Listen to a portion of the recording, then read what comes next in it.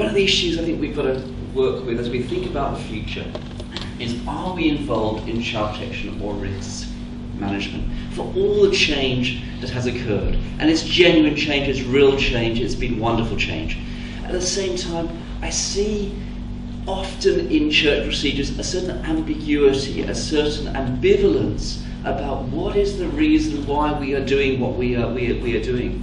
To a considerable extent, it can be about risk management, it can be about insurance, it can be about protecting ourselves from complaints. A number of times over the years I've heard people say, oh, we've got to make sure you're not alone with something because you might be accused of abuse.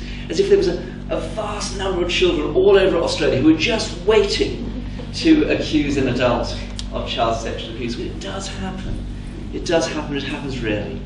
And I've seen over the years fear-driven approaches to child protection.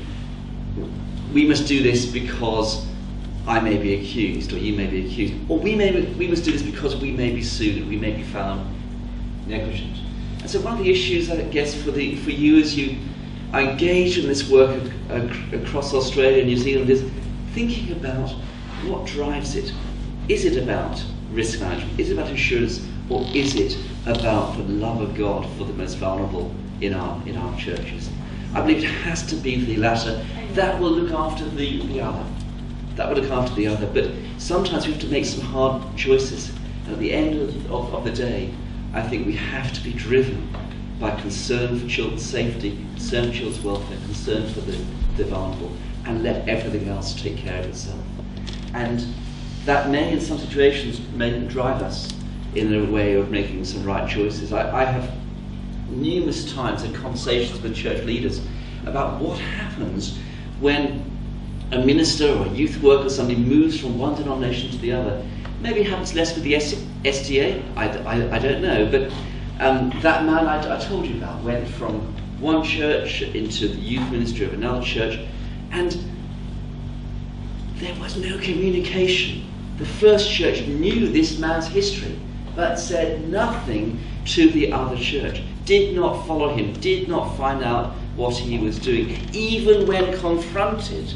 I know this is 15 years ago, but even when confronted, one of the leaders of that first church, when told he was running the youth group in another denomination on the far side of the Blue Mountains, said, nothing to do with us.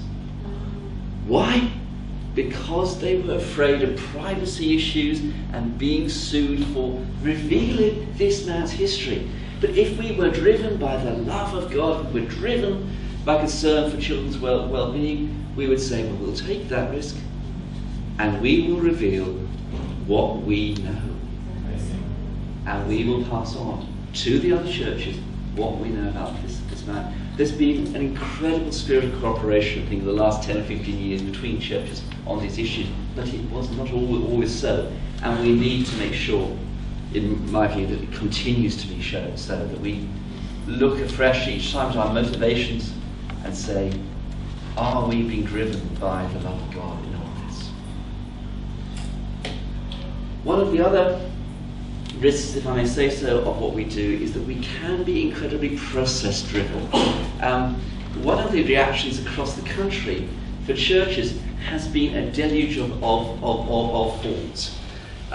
Policies, forms, paper, processes for this, processes for that. And that's okay, but it's a little bit like having a manual for fire safety. You know, particularly if you've got the New South Wales government to do it, you probably find there'll be a 300-page manual of all the things you should do, all the processes, who would be on the committee and all this, and probably many pages of detail on those issues. And it's very easy, once you've got the manual, to say, we've done it now. And we've got the policies, we've got the manual, we've got everything. But that does not prevent fires.